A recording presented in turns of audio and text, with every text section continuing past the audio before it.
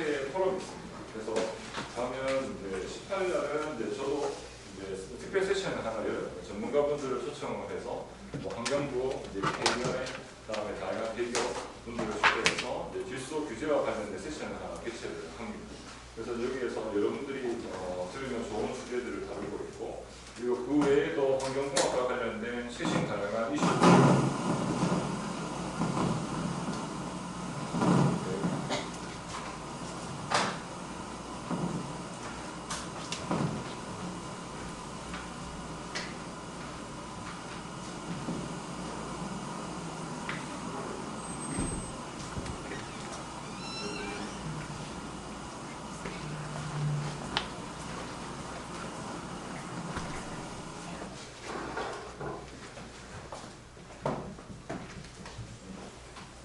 환경공학과 관련된 최신 다양한 주제들이 소개될 예정입니다. 그래서 이제 교과서나 이제 이런 수업 시간에 배우기 어려웠던 최근 이슈가 되고 있는 다양한 환경 문제들을 다룰 예정이니까 그걸 1박 2일 과정으로 추진할 예정입니다. 그래서 만약에 이제 하면 이제 금요일날 출발을 해서 금신대쯤 출발을 하고 금요일날 이제 돌아오는 일정으로 이제 예정입니다. 그리고 금요일은 오시면서 이제 환경 관련된 시설물들을 이제 견학할 수 있는 코스를 지금 기획하고 있으니까 그거를 아마 갔다 오시면 좋은 경험이 될 겁니다. 그리고 이제 갔다 온 거에 바탕으로 저희가 레포트를 하나 낼 거예요. 레포트는 이제 그냥 목요일날 수업을 못 들었다라고 하는 한 장 내외 정도의 간단한 거고, 참석을 안 하는 학생들도 있겠죠. 그리고 이때가 기말고사하고 조금 겹쳐가지고 전공 시험은 월화수에 다 올 예정입니다. 그래서 이제 3, 4학년 과목은 월화수에 다 치는 걸로 하고, 여기 2학년 수업 듣는 학생 계세요 혹시? 지금 여러분들 지금 잠깐만, 이거 3학년 수업 아니야? 2학년 수업이죠. 맞다, 헷갈렸다. 미안해요. 그러니까 2학년, 3학년, 4학년 수업 들으시는 거. 있구나. 그러면 일단 2학년, 3학년하고 4학년 수업을 이제 시험을 월화수에 일단은 칠 수 있도록 제가 그거는 학과 교수님들하고 얘기해서 정할 테니까 참석은 하면 여러분들 등록이나 관련된 일체 비용은 여러분들 관련 들지는 않고, 그리고 학회 다양한 참석을 그냥 무료로 여러분들은 할 수 있도록 환경과 기회를 제공해 주려고 하니까 여러분들 제가 이거 성적을 올려놨거든요. 그래서 한번 확인해 주시고, 제가 목요일날 수업 때 이제 최종적으로 우리가 인원을 취합해가지고 정하는 걸로 합시다. 아시겠죠? 숙소 관련된 것도 우리가 이제 사업단 차원에서 여러분들 숙소 내는 것도 다 마련해드릴 예정입니다. 그러니까 여러분들은 그냥 몸만 가서 좋은 기회 그리고 좋은 사람들과 만나고 오면 되겠습니다. 아시겠죠? 그래서 이거는 이제 목요일날 다시 얘기하시고 저랑 같이 얘기를 나누시면 될 것 같습니다. 그리고 이거 끌린 것 같습니다.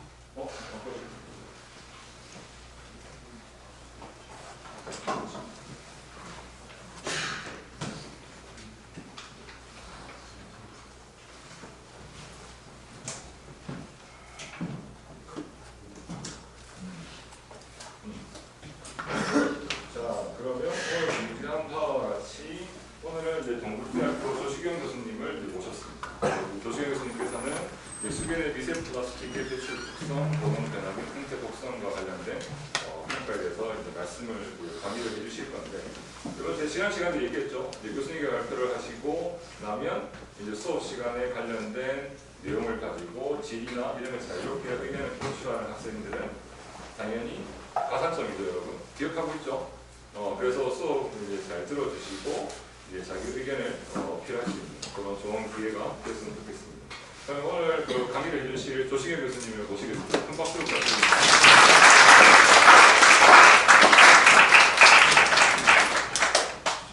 네, 안녕하십니까. 조식영입니다.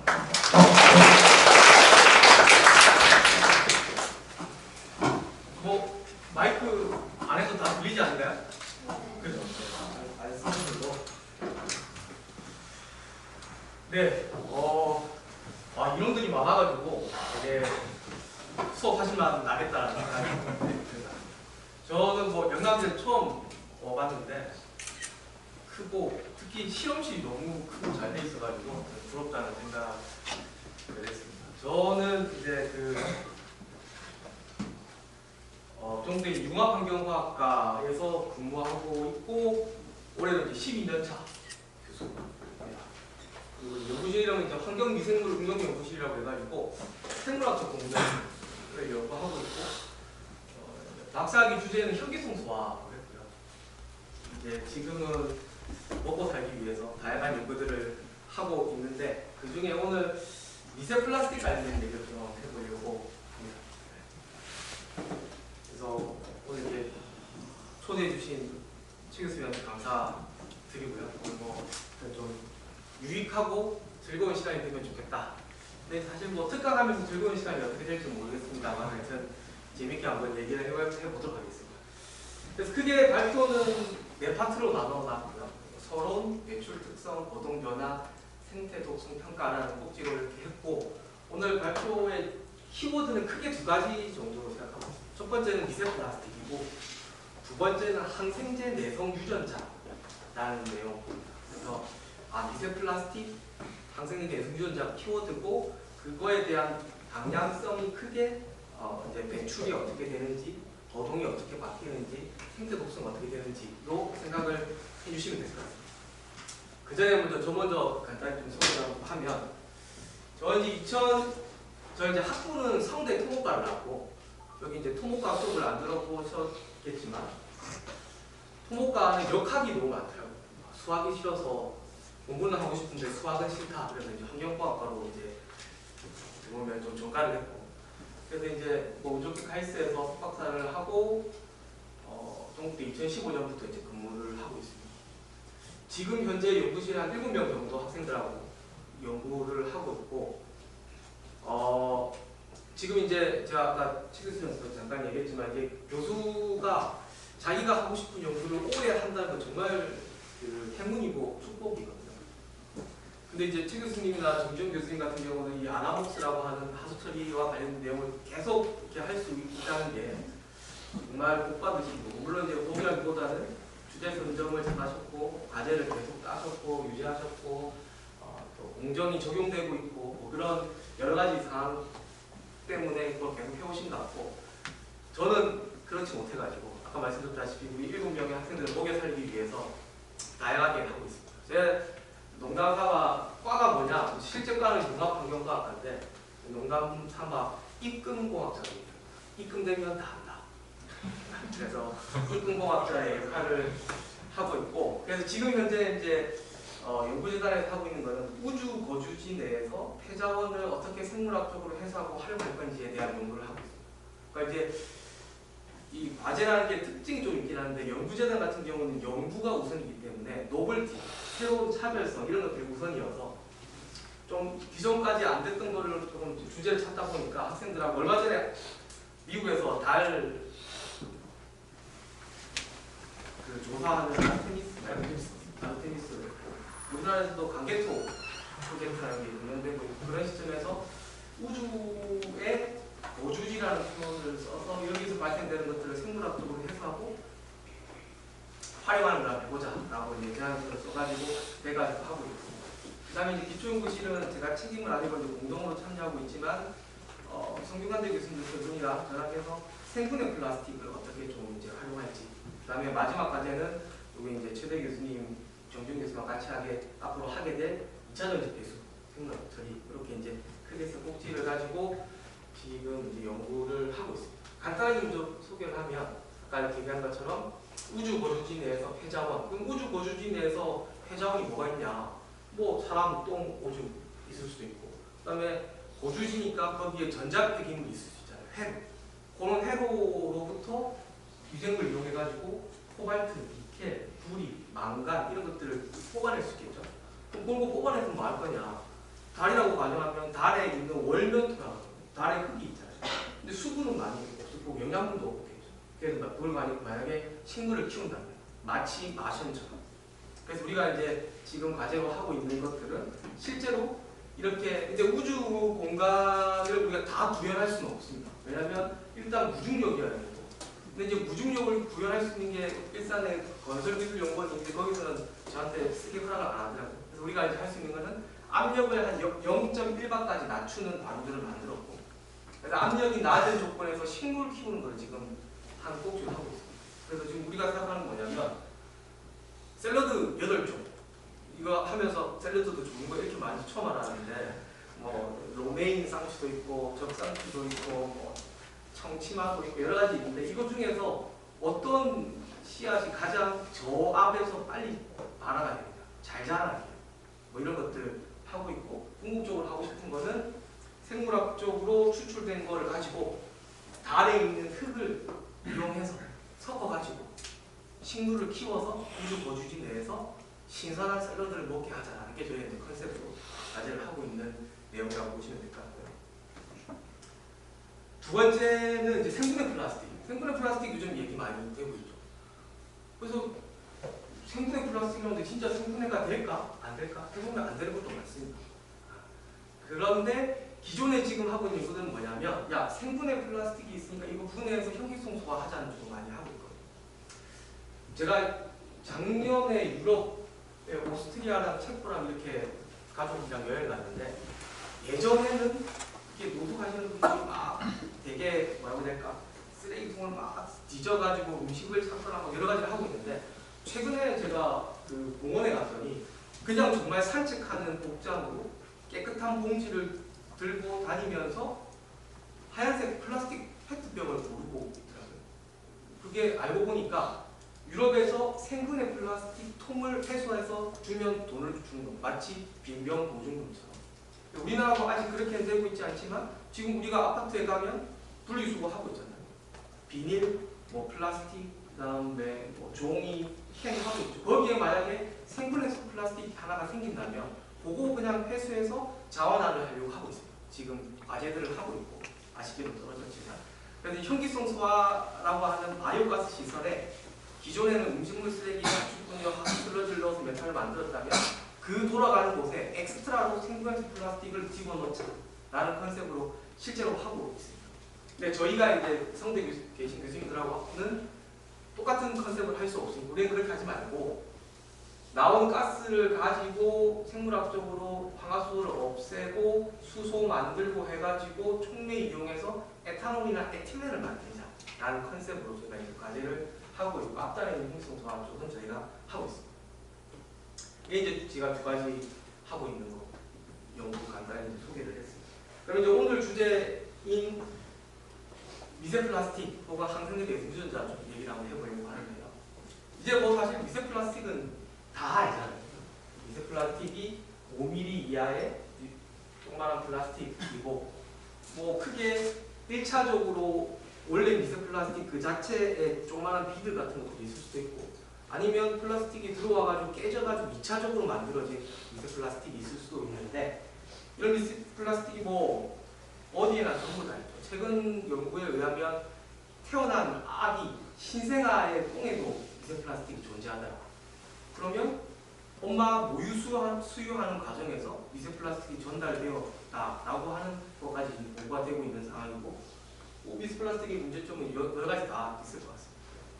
그래서 관련해서 저희가 이제 어떤 연구를 했었냐면 팔당대에 배 타고 들어가가지고 이 점이다. 배 타고 들어가서 수중 펌프로 밑에 10m, 뭐 20m, 10m 위에 물을 층별로 떠가지고 플랑크톤 네트에 통과시킵니다. 그럼 이 플랑크톤 크기가 20마이크로면 이거보다 작은 것들은 통과되고 20마이크로보다 큰 미세 플라스틱이 걸리겠죠. 시선해가지고 분석해가지고 저희가 이제 하는 연구들을 했었거든요. 보니까 평균적으로 1큐빅미터에 한 2~3천 개 정도의 미세 플라스틱이 존재하더라. 라는 것들을 저희가 환경산업기술원 과제하면서 했고 그 중에 뭐 PPP, 폴리에스터 같은 것들이 가장 많이 많더라. 뭐 이런 것들을 저희가 이제 연구를 했습니다. 그래서 이거는 이제 모니터링과 관련된 내용이죠. 근데 이제 이 과제를 했던 한 2022년만 하더라도 미세 플라스틱이 얼만큼 있느냐 모니터링 한참 과제를 했었거든요. 우리가 만약에 환경적으로 적응한다고 보면 모니터링에서 얼만큼 있냐, 어디에 있냐, 그럼 그 다음은 어디서 이게 오냐, 그럼 그 다음은 이게 독성이 있냐? 독성이 있다면 그러면 제거해야지. 어떻게 제거할 거냐? 얘 스텝으로 환경에서 적용이 되겠죠. 2022년만 하더라도 어디에 얼마큼이냐가 미세 플라스틱 정량적으로 분석이 안 되던 시기였었거든요. 그래서 저희가 서울대 교수님이랑 해서 한 3년, 4년 동안 그 과제를 했었고, 그래서 이제 모니터링은 끝났습니다. 그래서 이제 제가 오늘 얘기를 하려고 하는 거는 배출 특성, 뭐 이런 것들 얘기하려고 하는 거죠. 그럼 이제 그게 미세 플라스틱입니다. 더 많은 슬라이드를 준비하실 수 있지만 미세 플라스틱은 워낙 많이 하니까 이 정도로 하고, 두 번째 키워드는 항생제 내성 유전자.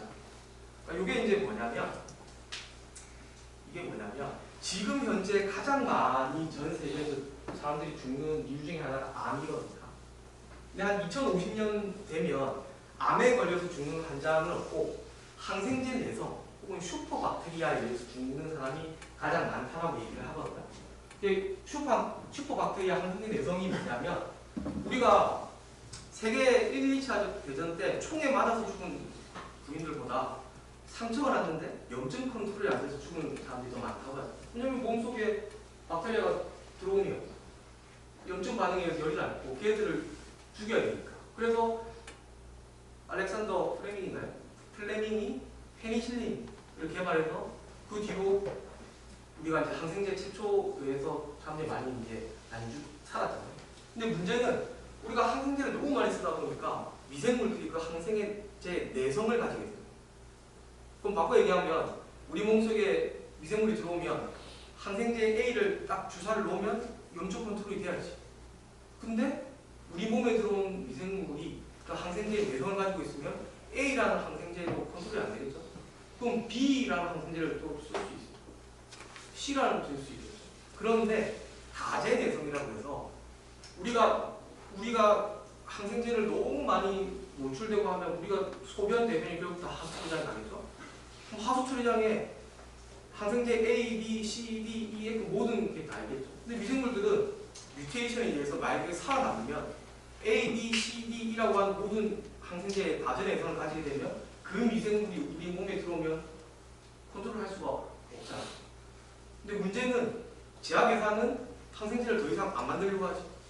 왜? 마원자로나 위고비 같은 하나 개발하면 수십억, 수천억을 버는 거를 개발하려고 하지. 이미 항생제에 있는 거를 개발하려고 하지도 않을 뿐더러 개발하는 데 걸리는 시간이 엄청나게 길잖아요. 임상 1차, 2차, 3차 해야 되는데 미생물은 불과 10분, 20분이면 두 배로 자라버리니까. 실제로 이게 아주 먼 나라 얘기 같지만 몇 년 전에 아주 슬프게도 이대목동병원에 신생아들이 단체로 죽었던 일이 있었거든요. 신생아들이 치료하러 왔다가 3명이 다 죽어버렸죠. 이유 밝혀보니까 결국은 항생제 내성. 이거 말고도 여러 가지 케이스가 병원에 치료하러 갔다가 거기서 항생제 내성 때문에 돌아가시는 경우가 우리나라에도 많이 보고가 되고 있는 상황이거든요. 그래서 이제 이런 것들에 대한 좀 컨트롤이 필요하다라는 것들을 얘기를 해보시고 있습니다. 그러면 이 항생제 내성을 어떻게 가지게 되냐? 미생물. 이제 아까 2학년이라고 했고 미생물 관련된 수업을 들은지 모르겠지만 그러니까 이제 호리존털 진 트랜스퍼 수평적 유전 전달이라고 해서 사람은 내 수직 쪽으로 내 아들한테만, 내 자식한테만, 딸한테만 내 유전자를 줄 수 있어요. 근데 미생물은 플라스미드 DNA라고 하는 거가 그냥 자기가 엑스트라한 유전자 정보를 다른 친구한테 전달할 수 있거든요. 그러니까 예를 들어서 우리 이 강의실에 있다고 보고 이게 우리가 전부 다 그냥 미생물이라고 본다면 예를 들어서 최 교수님이 어떠한 모르겠지 뮤테이션 그냥 항생제 내성을 가지는 유전자를 하나 가지고 계셔. 그래서 딴 데서 딴 친구들은 다 죽고 최 교수님만 살아남고 최 교수님이 이 방에 왔어. 그럼 최 교수님은 그게 살아남은 모든 유전자를 이렇게 다 줄 수 있는 그게 호리존털 진 트랜스퍼라고 하는 거거든요. 근데 꼭 어떻게 되냐? 그러면 이제 항생제가 들어오면 그거를 밖으로 뿜어내거나 바꾸거나 여러 가지의 기작에 의해서 그렇게 항생제 내성을 가질 수 있게 된다라고 보시면 될 것 같습니다. 그래서 이런 여러 가지 기작을 통해 가지고 실제로 미생물들이 항생제의 내성을 가질 수 있다라고 생각하시면 될 것 같습니다. 그런데 그러면 미세 플라스틱하고 이 항생제 내성 유전자하고 뭐 어떤 관계가 있냐? 소왓이라고 얘기를 한번 해본다면 이것도 이제 저희가 한강교육청 뭐 과제 해가지고 했을 때 이런 유전자들이 많이 있더라라는 걸 실제 했던 연구 내용이고요. 이제 어떤 관계가 있냐면 이렇게 미세 플라스틱도 수계에 존재할 수 있고 항생제 내성 유전자도 존재할 수 있고 심지어 항생제 자체도 물속에 존재할 수 있고 근데 미세 플라스틱이 엄청나게 흡착 성능이 좋아요. 또 뭐냐면 미세 플라스틱 표면에 중금속도 달라붙고 유기물도 달라붙어서 미생물이 자라요. 그래서 바이오필름. 그런데 거기에 항생제가 있거나 항생제 내성 유전자가 있으면 미세 플라스틱 표면에서 걔네들만 계속 자라요. 그럼 우리도 모르게 미세 플라스틱을 먹는다라고 얘기하잖아요. 근데 미세 플라스틱 자체만으로도 염증이나 문제를 일으킬 수 있는데 거기 표면에 항생제 내성을 일으킬 수 있는 유전자가 있는 거예요. 그럼 우리 몸에도 문제가 될 수 있겠죠. 아니면 생물 농축에 의해서 물고기가 많이 먹을 수 있고 그럼 우리가 그 물고기랑 먹으면 또 문제도 될 수 있겠죠. 그런 관점에서 이 미세 플라스틱하고 ARG가 있는데 미세 플라스틱 표면에 ARG들이 있을 수 있기 때문에 이걸 이제 MP 어소시에이트 예를 들어서 미세 플라스틱 4개 ARG라는 표현을 했고 그런 것들에 의해서 이제 문제가 될 수 있다. 그래서 저 생각은 미세 플라스틱뿐만 아니라 이 항생제 내성 유전자도 동시에 같이 우리가 좀 신경을 써야 된다라고 내 생각을 했습니다. 더불어서 중금속도 많이 있다고 얘기했잖아요. 아까 얘기한 것처럼 미세 플라스틱에 중금속이 달라붙어 버리면 그럼 우리 몸이 또 들어올 수 있죠. 근데 우리가 이미 중금속은 몸에 안 좋은 거 알잖아요. 그런데 이런 거지. 표현이 이상할지는 모르겠지만 오늘 뭐 최 교수님이 맛있는 거 사주신다고 했는데 이 소백을 먹을지 모르겠는데 소주 한 잔 먹을 때랑 맥주 한 잔 먹을 때랑 똑같이 한 잔씩 먹었어. 근데 소주 한 잔 먹고 좀 있다가 맥주 먹는 거랑 소맥을 동시에 섞어서 먹는 거랑 취하는 정도가 다를 수 있는 그럴 수 있잖아요. 그러면 미생물이나 사람 입장에서 중금속이 들어왔을 때 독성이라 미세 플라스틱이 들어왔을 때 독성이 1이라면 두 개 합쳐지면 1 플러스 2만큼의 독성이 있어야 되는데 마치 소맥 폭탄 효과처럼 1 플러스 1이 2가 아니고 3, 4가 될 수도 있잖아요. 그럼 이제 제가 또 얘기하는 물론 저만 얘기하는 건 아니지만 미세 플라스틱이 워낙 흡착능이 좋고 그러니 미세 플라스틱 표면에 중금속이 붙어 있을 수 있고 그러니 얘의 동시에 존재했을 때의 독성을 봐야 되지 않겠냐? 그렇게 했을 때 우리가 이제 1 플러스 1이 3이 되면 올라가는 거예요. 이제 상승 효과, 뭐 시너지스틱 이펙트라고 얘기를 하고 1 플러스 1이 1.5가 될 수도 있고 그걸 이제 기량자, 안타고니스틱 이펙트라고 해요. 그러니까 뭐 이열, 치열, 뭐 이런 좀 아니고 그러니까 독은 독으로 다스린다, 뭐 이런 것들 있잖아요. 그런 것들이 대표적인 기량 효과. 독이 하나의 독성 물질이 있으면 그게 다른 독성이 있으면 그게 상승되는 게 아니라 떨어지는 효과는 실제로 보고되고 있고 그런 것들을 좀 봐야 될 것 같다. 그래서 미세 플라스틱과 항생제 내성 그리고 독성적인 측면에서는 중금속까지 좀 우리가 관련해서 봐야 될 것 같다. 그래서 이미 이제 모니터링을 많이 했기 때문에 지금 이제 얘기를 하고 싶었던 건 우리가 이제 학생들하고 연구를 해왔던 거는 그러면 미세 플라스틱이나 ARG가 어떻게 배출되는지에 대한 한 꼭지. 그 다음에 이렇게 배출이 되어서 물 속에 들어왔을 때 어떻게 변화하는지에 대한 거동이 그러니까 떠 있느냐 깔아앉느냐 깔아앉아 있다가 뜨느냐 모래에 달라붙느냐 물고기에 잡아먹히냐 뭐 여러 가지에 대한 시나리오가 있을 수 있는데 큰 틀에서 이게 어떻게 움직이느냐 그리고 독성이 어떻게 바뀌느냐를 한번 학생들하고 관심을 가지고 저희가 이제 좀 연구를 했고 그래서 이제 뭐 배출 특성 거동 변화와 관련해서 논문이 이제 하나씩 나왔고 물론 또 한 편씩 더 쓰고 있는 상황이고 생태 독성 관련해서 실험을 했고 지금 이제 석사 학위 주제로 논문을 쓰고 있는 그런 상황. 이제 이렇게 단계 다시 한번 나가보려고 합니다. 지금까지 혹시 뭐 궁금하신 거 있으세요? 우리 이렇게 서로에게 유익하고 즐거운 시간이 되었는데 따라가야 됩니다. 뭐 혹시 궁금하신 거 지금까지? 아까 가점을 주신다는 얘기를 하셨는데 이걸 수단으로 받아줬죠. 근데 우리 학생들도 질문 잘 하고 이게 코로나 전에와 코로나 후가 확실히 좀 많이 바뀝니다. 이게 뭔가 다들 마음속에 원이 있지만 뭔가 잘 이해 안 하시는 것 같은데 여기까지 궁금한 게 없으시면 네. 이상학번 최윤석입니다. 항생제 그 내성 유전자가 이제 지금 퍼지게 돼서 결국 이제 내성이 생겨서 낸다는 건데 그럼 이 지금 다른 방법이 없다면 결국에는 새 항생제를 계속 개발하는 방법밖에 없는 상황인가요? 그래서 크게 뭐 그렇게 접근할 수도 있고 또 우리의 환경공학적인 측면을 본다면 하수처리장 가면 가장 끝단에 유출수 끝단에 뭐가 있죠? 어떤 처리 시설이죠? 하수처리장의 배출 기준의 생태 독성 아니 항상 그거까지 안 됐어요. 그 제일 마지막에 소독 공정이 보통 UV 램프를 통과시키고 그래서 이제 그런 것들을 처리하기 위해서 대장균이나 이런 것들을 잡기 위해서 UV 램프가 있는데 그거를 통과한 거에서 저희가 떠서 보니까 항생제 유전자가 있더라. 그래서 이제 첫 번째 접근은 가장 우리 공학자적인 측면에서는 가장 끝단에 조금 더 강력한 소독 공정을 넣어야 된다. 라고 할 수 있고 아니면 아까 학생이 얘기한 것처럼 약을 만드는 입장에서는 새로운 걸 만들어야 됩니다. 그래서 이 항생제 내성을 이 컴퓨터 인터넷 되는 거죠. 네. 그래서 항생제 내성은 한 분야에서 모든 걸 다 처리할 수가 없잖아요. 그래서 우리가 이제 그 국가에서 쓰고 있는 용어가 뭐냐면 원헬스 분야는 다 다르지만 우리는 궁극적으로 목표는 똑같다.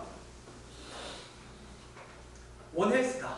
그래서 아예 항생제 내성과 관련해서 원헬스의 관점에서 모든 분야에서 다 해야 된다. 그래서 이게 환경 쪽만 하는 게 아니라 환경 쪽, 제약 쪽, 식품 쪽 모든 분야에서 동일한 목표, 항생제 내성을 저감하자는 관점에서 다른 접근법에 대한 연구들이 계속 다 이루어지고 있다.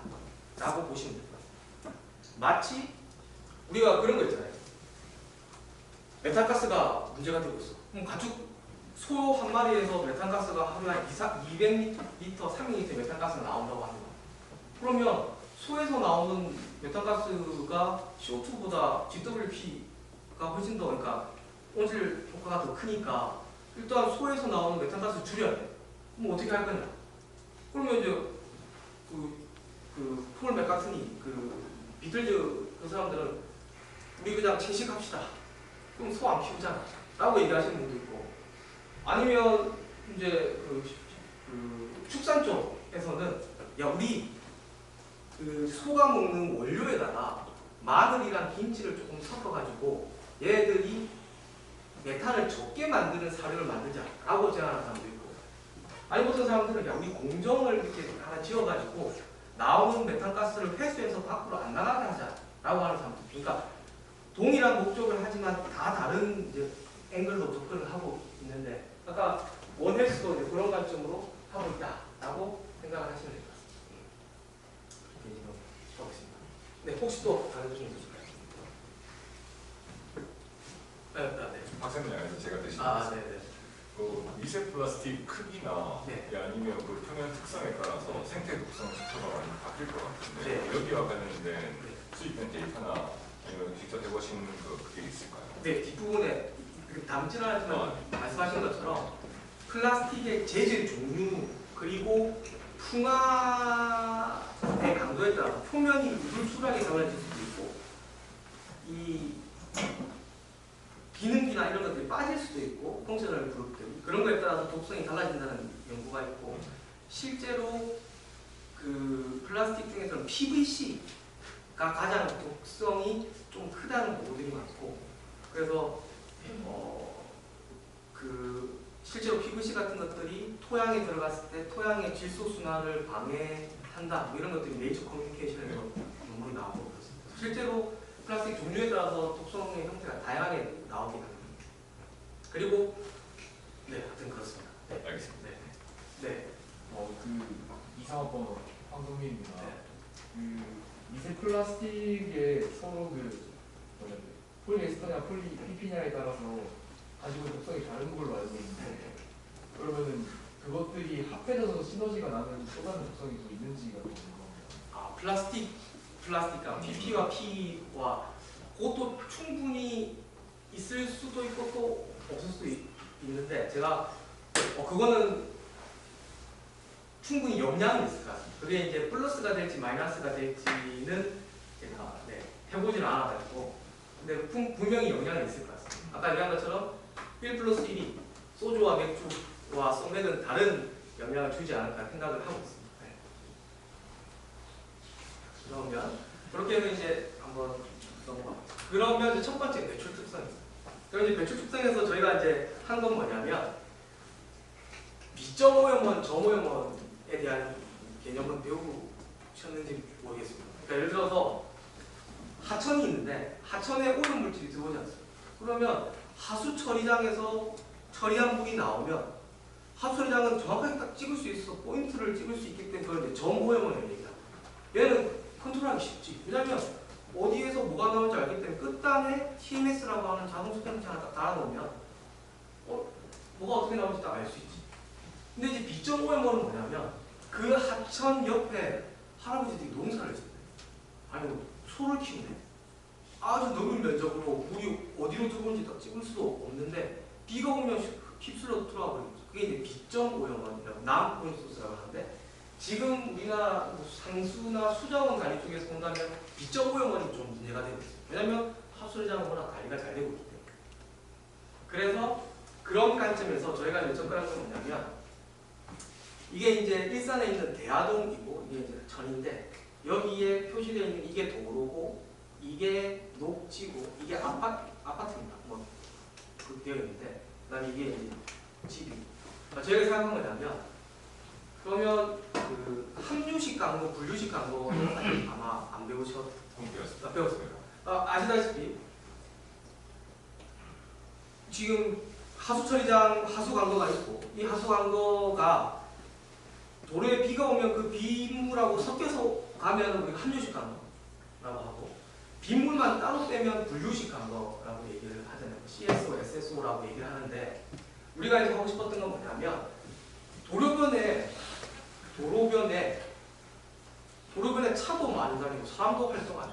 담배에 있는 그 담배 꽁초 끝에 있는 아세테이트라고 하는 그런 그 미세 플라스틱 있고 차 타이어도 사실 들어오는 미세 플라스틱이고 이렇게 하기 때문에 우리가 생각하는 건 뭐냐면 그러면 분류식 하수 강도 끝단에서 비가 왔을 때 이 도로로부터 얼마만큼의 미세 플라스틱과 오염물질이 나오는지를 한번 측정해보자 라는 걸 이제 저희가 생각하는 거고 이렇게 이제 뭐 저희가 생각하는 건 아니고 환경과학원 용도까지로 저희가 수행했던 거고 그래서 이제 QGIS라는 걸 통해 가지고 이렇게 해서 이 면적이 얼마큼 되고 있는 것들을 나중에 확인을 했습니다. 그렇게 해서 우리가 뭘 했냐면 초음파 유습계를 하나 달아놓고 이 초음파 유습계의 특징은 여기에 면적을 알고 이 수심을 측정할 수 있어서 유량을 하면 곱하기 하면 그러니까 유속과 이 단면적을 알면 유량을 구할 수 있죠. 그럼 시간에 따라서 얼마만큼의 빗물이 빠져나가는지 측정할 수가 있어요. 그렇죠. 그리고 중간중간 우리가 샘플링을 해가지고 얼마만큼 수질 일반 항목들 예를 들어서 TOC, SS, TN, TP 플러스 미세 플라스틱, 항생제, 유전자를 측정해서 얼마만큼 시간별로 나가는지도 볼 수 있습니다. 우리가 그런 것들을 통틀어서 배출 특성이라고 얘기합니다. 왜냐하면 하수처리장은 매일 계속 일정한 기량으로 나가겠지. 물론 농도는 조금 바뀔 수 있겠지만 왜냐면 들어오는 만큼 나가니까. 그런데 얘 같은 경우는 비가 오면 휙 높아졌다가 비가 안 오면 안 나가겠죠. 그러니까 그런 거에 유량의 변화가 생긴다. 그렇게 해서 저희가 이제 측정을 했고 이게 이제 실험표에 보면 이제 X축이 시간이고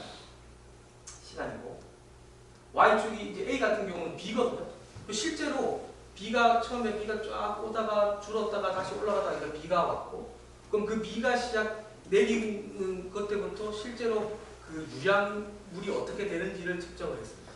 그래서 이제 이게 한 2년간 과제인데 학생들이 매우 힘들었고, 물론 저도 그래서 우리가 이제 비 온다 그러면 전부 텐트 치고 기다립니다. 비 와라, 비 와라, 비 와라. 그러면 이제 비가 안 오면 야 비가 안 온다 텐트 이제 철수하고, 다시 이제 비가 오면 비 맞으면서 학생들하고 이제 샘플링 해가지고 이렇게 시험한 거고, 그렇게 했을 때 이제 보면은, 그러면 비가 오면 처음에는 생각해 보면 도로가 다 젖어 있다, 말려 있다가 비가 오면 한 번에 오염물질이 다 씻겨져 나오죠.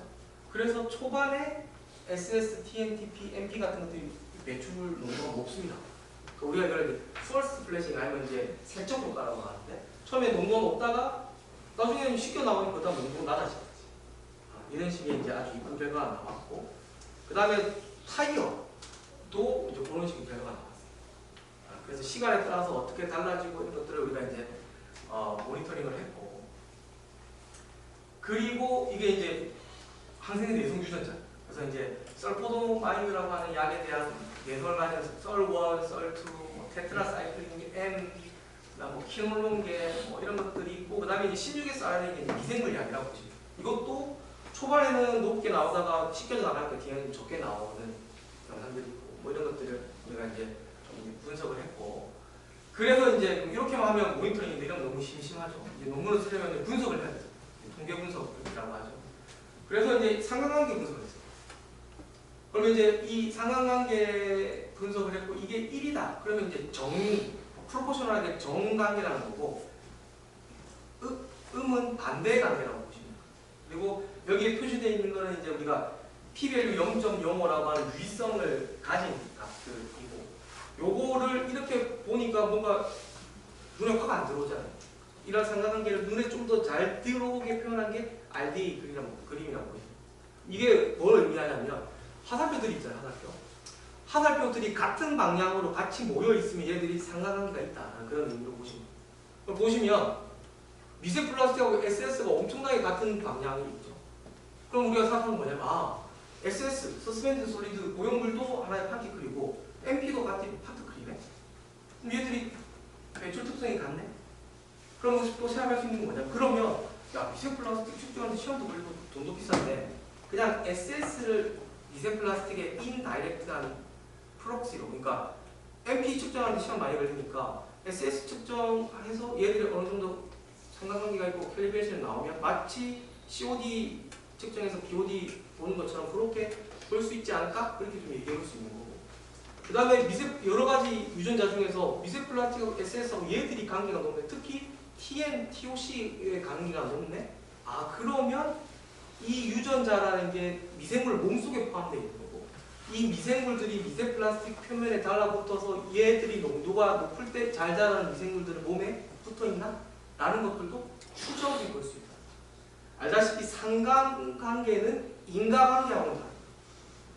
그러니까 상관은 이런 거죠. 예를 들어서 뭐 예를 들까?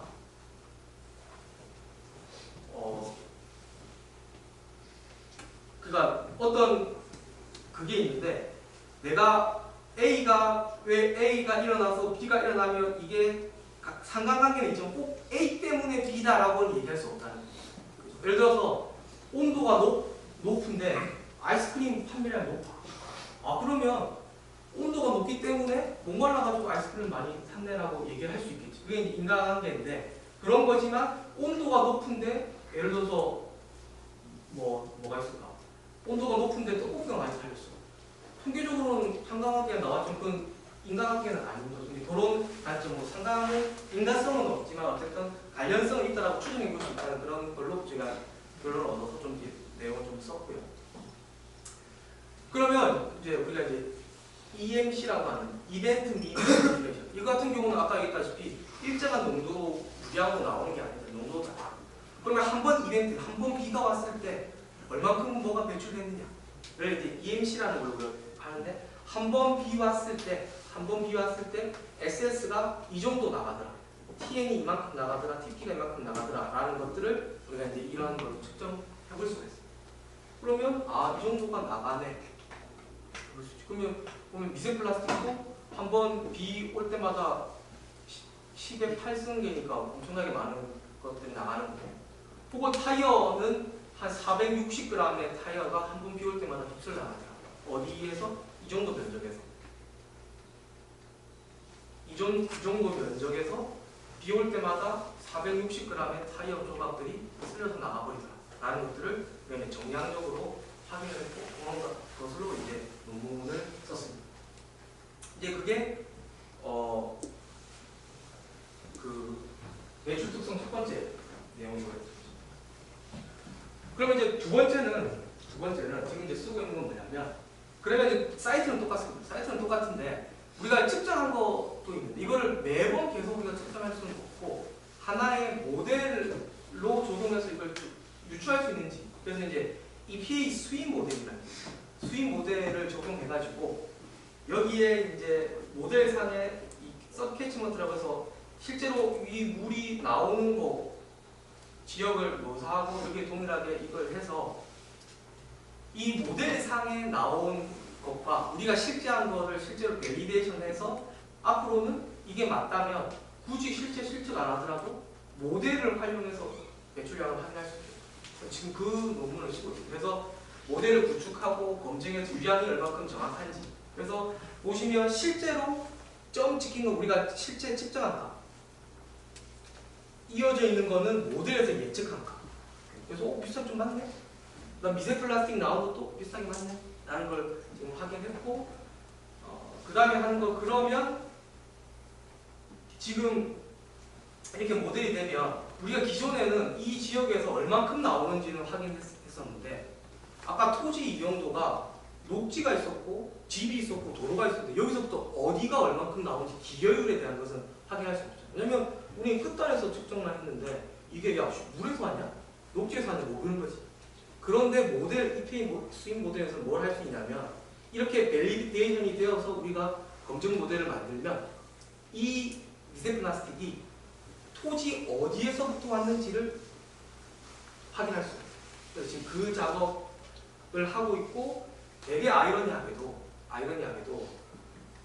이게 지금 보면 상업지역도 있고 녹지도 있고 도로도 있고 하는데 어디서 미세 플라스틱이 가장 많이 왔냐? 저희의 내용으로는 녹지에서 가장 많이 납니다. 생각해보면 아니 풀에서 무슨 미세 플라스틱이 오지라고 할 수 있는데, 생각해보면 대구도 아마 그럴 건데 대구도 도로에 청소차가 지나가거든요. 일주일에 한두 번씩. 그 청소차가 뭘 하냐면 막 이 빗자루를 하면서 거기 있는 흙들을 다 속에가지고 거기에 미세 플라스틱 다 씻어가는 거지. 근데 차가 다니면서 미세 플라스틱 떠가지고 풀에 있을 수도 있고, 근데 그 풀에 있는 거는 누가 청소도 할 수 없어.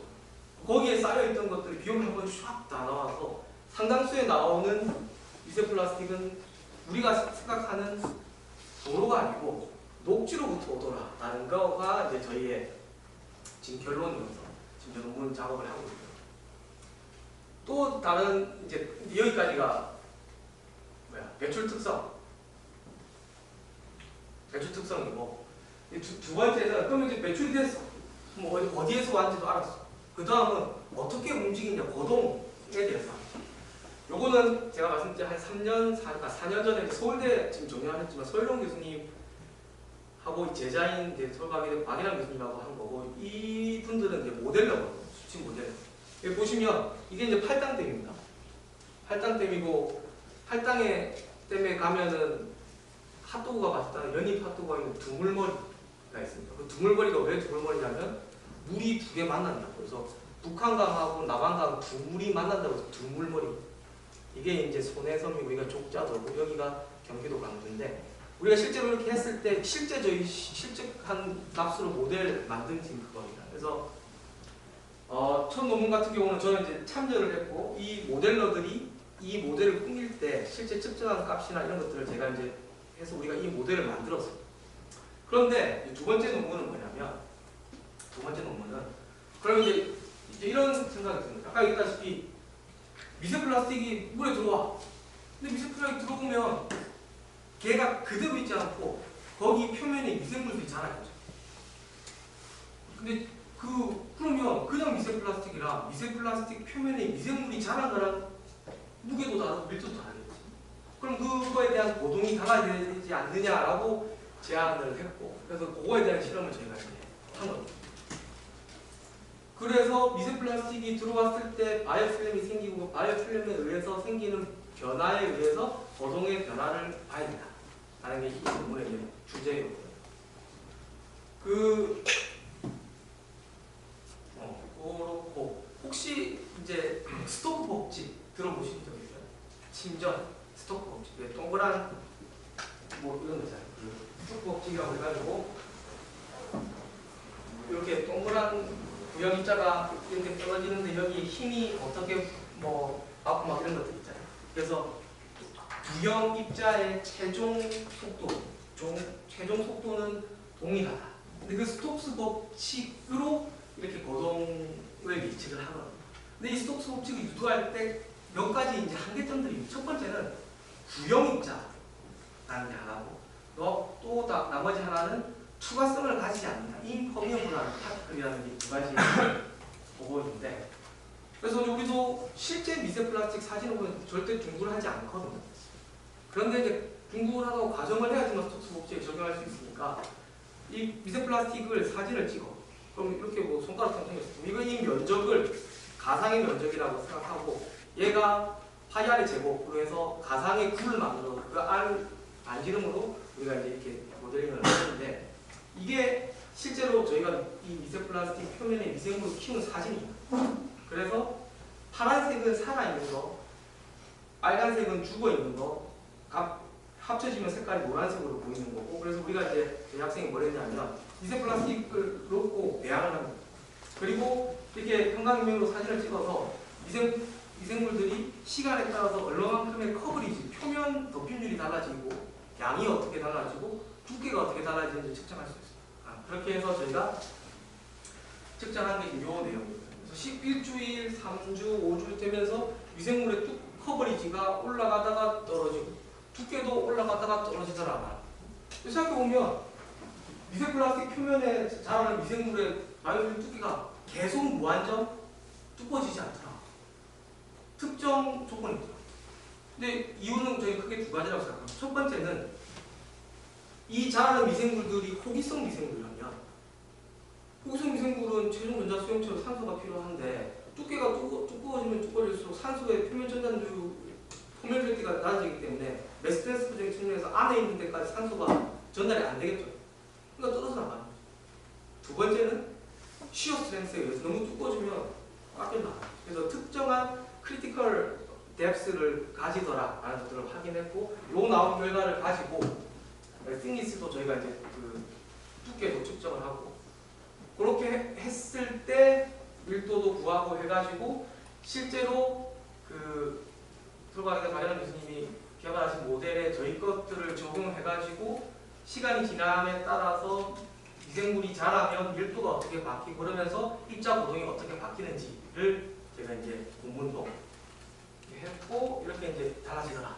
그래서 P에 바이오필름이 없을 때 이렇게 되었는데 P에 바이오필름이 있으니까 더 많이 침전이 되네. 그럼 이게 이제 어떤 의미를 가질 수 있냐면, 계속 위에만 떠 있으면 물고기에 잡아먹힐 수도 있고 여러 가지 있을 수 있는데 깔아앉을 수 있네. 그러면 이 입자 고동에 대한 것들이 추적이나 이런 것들이 달라져야 된다라고 또 우리가 해석을 해볼 수 있을 것 같고, PET 같은 폴리에스터 같은 경우 아주 드라마틱하게 차이가 나죠. 이렇게 그냥 떠 있다가 갑자기 확 침전돼 버리죠. 이런 것들을 우리가 확인을 했습니다.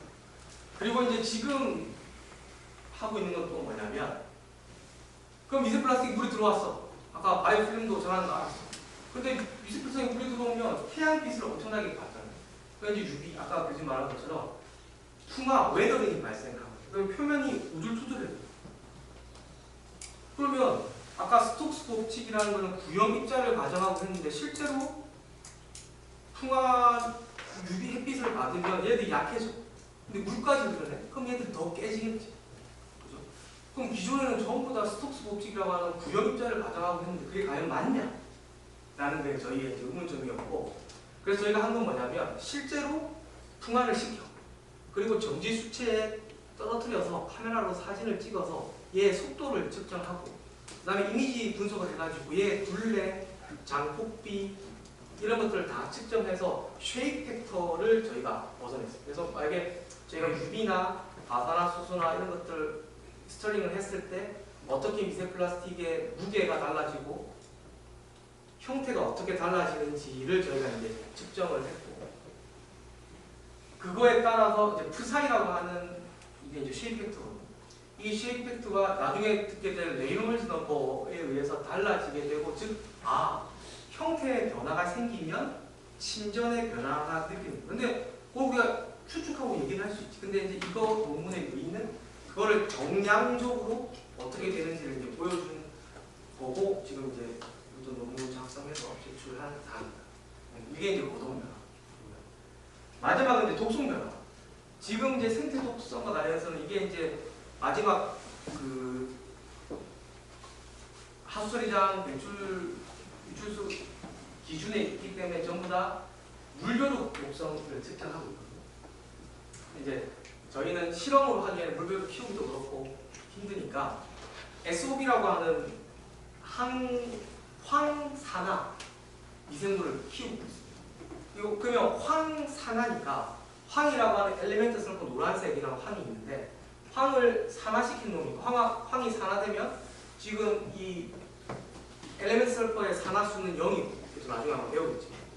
SO4-2-에 존재하는 S의 산화수는 플러스 6이거든요. 왜냐하면 SO4-2- 전체가 마이너스이고 산소의 산화수가 마이너스이니까 곱하기 4 하면 이게 플러스 6이 돼요. 그러니까 우리가 산화가 되었냐 환원이 되었냐 산화수 계산해서 하는데 0이라고 하는 S의 산화수가 플러스 6이 되기 때문에 산화됩니다. 그래서 황산화 미생물이라고 얘기를 하는데, 그러면 엘리멘트 설포가 있을 때랑 황산화가 되면 차이가 뭐냐면 이온들이 많아지니까 EC 전기 중도가 증가해요. 그럼 우리가 이제 생각하는 건 뭐냐면 황산화 미생물이 있어. 황을 집어넣었어. 시간이 지나. 그럼 걔가 일정하게 황을 산화시키겠죠. 그러면 그때 증가하는 EC의 값은 일정하다.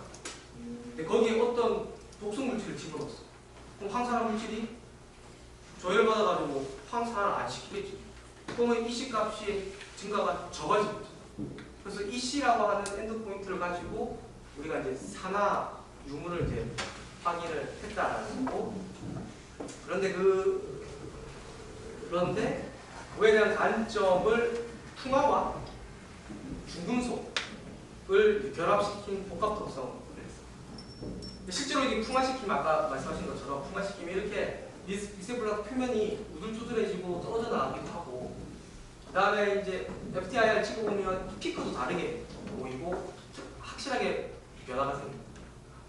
이런 변화가 이제 생기고 해서 우리가 이제 카보닐 인덱스라고 CI 밸류라고 해요. 이 CI 밸류가 지금 풍화 강도 같은 것들이라고 보거든요. 그래서 이제 풍화가 되면 이런 이제 영향이 생긴다라는 걸 확인을 되고, 그럼 이거에 의해서 독성의 변화가 있냐를 우리가 이제 보고 싶거든요. 그래서 이제 도주 리스폰스 커브라고 해서 EC50, IC50 아직 안 배웠을 건데, 그러니까 어떤 물질이 독성을 받을 때 50%가 저해를 받는 정도, 우리 그걸 이제 IC50 혹은 EC50이라고 하는데, 그런 것들을 측정하는 거에서 뭐 크롬이나 아니면 수은이나 섞어서나 그냥 플라스틱이나 풍화시킨 플라스틱에 대한 각각의 독성 값을 측정한다. 각각 보고 나서 그거를 합쳤을 때 실제 값하고 산술적으로 더한 1 플러스 1 값하고 비교해서 그 값이 크면 상승이고 적으면 기량이라고 우리가 이제 접근을 해서 하고 있고, 근데 우리가 이거를 실험을 다 할 수가 없어요. 실험을 다 할 수가 없으니까 이제 RSM이라는 프로그램이 있습니다. 그래서 Response Surface Methodology라고 하는 RSM이라는 프로그램이 있고, 그건 뭐냐면 우리가 이 범위, 예를 들어서 0에서 40, 0에서 10까지의 범위에서 가장 저해가 되는, 혹은 다른 연구에서는 가장 최저점 조건을 찾는데 이 모든 범위를 다 실험할 수 없잖아요. 그래서 통계적으로 프로그램에 야 우리 이 범위에서 최저점을 찾으려고 한다 라고 그러면 걔가 야 여기 실험에 딱 찍어줘요. 한 15개 정도 포인트 정도. 그럼 그 15개 포인트를 실험을 하고 이 모델에 집어넣으면 걔가 유의미하게 되면 피팅이 되거든요. 그 말의 의미는 실험을 하지 않은 지역의 값들도 다 예측 가능합니다. 그렇게 해서 이제 RSM을 이용해가지고 실험을 했고, 왼쪽 같은 경우는 풍화가 안 된 P랑 크롬에 대한 독성 그래프이고, 오른쪽 같은 경우는 UV를 풍화시키고 크롬 동일하게 한 독성 그래프인데 보시면 차이가 조금 나죠. 그래서 보면 왼쪽 같은 경우는 오른쪽인데 풍화를 시키니까 빨간색 황성 작용이 더 많이 나네. 즉 우리가 지금 사진을 보면 플라스틱하고 중금속이 있는데 플라스틱이 더 풍화가 돼가지고 표면이 바뀐 상태에서 중금속하고 같이 만나가지고 독성이 되면 독성의 효과가 더 증가하더라 라는 것을 지금 저희가 확인해서 이거 관련된 논문을 쓰고 있습니다. 그래서 재밌게 한다고 했는데 표정은 재밌진 않은 것 같지만 한번 들어가시면 돼요. 그래서 크게 세 꼭지로 봤을 때 배출 특성으로 본다면 이제 도시가공 시에 기존의 이제 오염물질 외에 미세 플라스틱이나 항상 예성 유전자 혹은 타이어 조각 같은 것들이 한번 쫙 휩쓸려가지고 나가버리잖아. 그래서 이런 것들이 나중에 이제 비점 오염원 관리 대책 수립을 해야 된다. 그래서 지금 같은 경우는 도로변 득점 시설이라고 해가지고 여기도 아마 치면 나올 것 같은데 이제 새로운 도로를 지을 때 도로변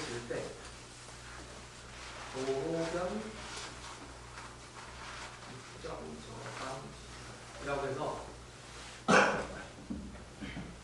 보시면 도로변 득점 저감 시설 이게 뭐냐면 새로운 큰 도로나 특히 뭐 이런 큰 도로 새롭게 지을 때 우리가 생각해봐도 비 오면 이런 것들이 그냥 휩쓸려 나가버리잖아요. 그래서 새로운 도로 지을 때 이렇게 나가는 것들이 방출이 안 되게 하기 위해서 아예 설치를 하게끔 하는 것들이 되어 있는데 이걸 전부 다 할 수는 없고 우선순위나 새롭게 짓는 곳에 지금 하고 있거든요. 그래서 특히 상수원 보호구역 같은 경우는 그렇게 하고 있습니다. 그래서 이런 것들을 해야 된다라는 것들로 우리가 좀 얘기를 하고 있고, 두 번째 같은 경우는 아까 것처럼 이 미세 플라스틱이 들어왔는데 풍화에 의해서 무게도 바뀌고 형태도 바뀌고 크기도 바뀌고 그래서 이런 물리적인 쉐입 팩터, 즉 물리 형태학적의 변화가 미세 플라스틱 거동에 직접적으로 영향을 미치기 때문에 기존에는 그냥 스토스 법칙, 그냥 구형이라고 가정하고 했는데 그렇게 하지 말고 쉐입 팩터 자체를 고려해가지고 고동을 봐야 된다. 이런 얘기를 좀 할 수 있을 것 같고, 마지막으로는 이제 독성적인 측면에서도 기존의 1+1이 아니고 1+1이 3이 될 수도 있기 때문에 이런 것들을 동시에 봐야 된다. 복합 독성적인 측면을 봐야 된다라고 우리가 얘기를 할 수 있을 것 같습니다. 그래서 저희 연구실 학생 이거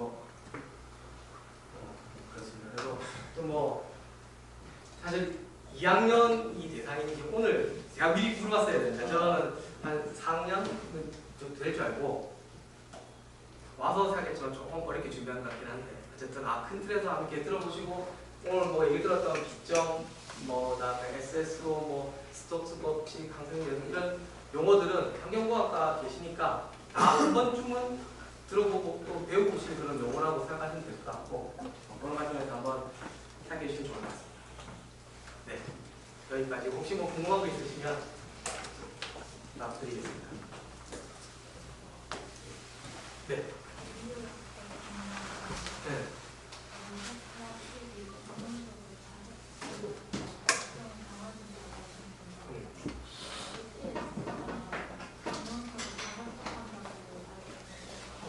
미세 플라스틱 그런 거 있잖아요. 그 뒤에 제가 못 들었습니다.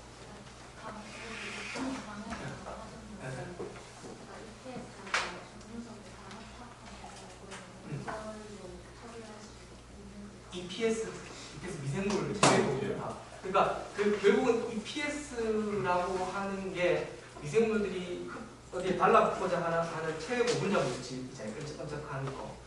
그런데 문제는 미세 플라스틱에 미생물도 자라기 때문에 EPS들도 있거든요. 그래서 오히려 미세 플라스틱이 가지고 있는 옵저버트한 그 물리화학적인 것 때문에 달라붙기도 하지만 거기서 자란 미생물들 때문에 더 달라붙기도 합니다.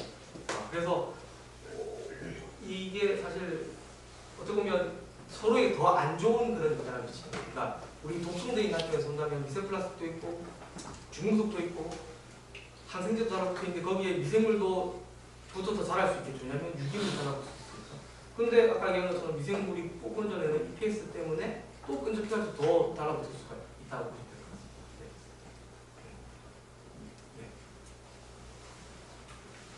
네.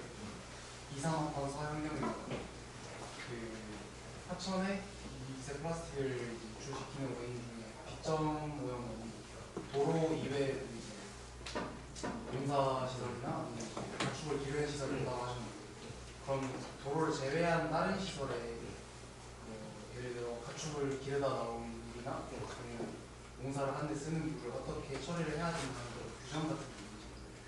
맞습니다. 이제 좀 더 들어가면 지금은 빗점을 어떻게 처리해야 되는 이런 기준이 사실은 없습니다. 그러니까 예를 들어서 가축을 예를 들면 몇백 두, 그러니까 일정 규모 이상이면 허가를 해서 신고해야 되는 대상인데 그거보다 적으면 신고해야 될 의무가 없고 그래서 일정 부분이 이상이 되면 땡크로리로 가서 이거 퍼가지고 공공처리실에서 처리를 하는데 그보다 적으면 특히 뭐 소나 돼지 같은 경우는 피트라고 해서 저장시설에 올라갑니다. 근데 그게 이제 비 오면 넘치고 뿜어져 나와서 좀 문제가 될 수 있어서 그런 것들에 대한 대책들을 이제 하려고 전체적으로 빗점 저감 시설을 어떻게 할 거냐에 대한 연구들이 많이 진행되고 있다고 보시면 될 것 같고 이제 최근에 이제 NBS라고 자연 기반 해법, Natural Based Solution이라는 게 있어서 그래서 이런 예를 들어서 미세 플라스틱 같은 경우는 물도 요즘 귀한 자원이잖아요. 또 그 강남 같은 경우는 하도 폭우가 가지고 침수돼가지고 문제 많이 됐어요. 제네시스나 마찬가지로. 그래서 그렇게 된 이유가 다 아스팔트니까 비가 오면 흡수가 안 되고 그냥 그대로 흡수로 나오고 그게 SSO, CSO 하수와 빗물 함유식 강도로 가야 되는데 하수처장으로 갈 수 있는 거는 양은 정해져 있고 그러니까 넘치는 거잖아요. 그러다 보니까 자연 기반 했고 그래서 거기에 그거를 추수층으로 해서 이제 식생 매트나 딴 걸로 바꾸는 연구도 돼요. 그러면 빗물을 관리할 수도 있고 미세 플라스틱이나 이런 다른 것들도 거기에 트랩되거나 갇혀가지고 안 빠져나가게 하는 그런 것들도 연구가 되고 네.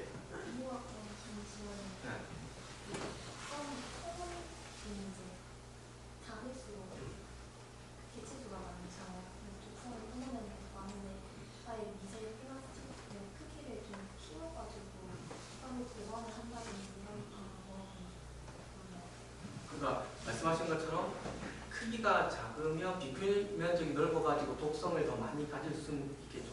근데 그거의 크기를 우리가 인위적으로 컨트롤하기가 어려운 게 어쨌든 수계에 물이 들어와 버렸다. 하천에 들어왔어요.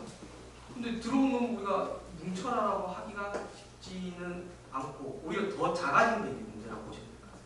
물론 본인이 얘기한 것처럼 상수처리장이나 혹은 하수처리장의 총인 처리 같은 경우는 응집을 해서 더 뭉쳐가지고 깔아쳐서 제거하는 거를 하긴 하는데 그렇게 함에도 불구하고 하수처리장으로 들어오는 게 한 100이라고 보면 한 90에서 99%는 제거되거든요. 미생물 슬러지에 달라붙기도 하고 총인 시설에 응집돼서 제거하는데 그래도 나머지 나갑니다. 근데 나가는 순간부터는 되게 컨트롤하기 힘들죠. 자기들끼리 물이 움직이면서 찢어지기도 하고 붙을 수도 있겠죠. 근데 그게 인위적 컨트롤이 쉽지는 않습니다. 문제는 그렇죠.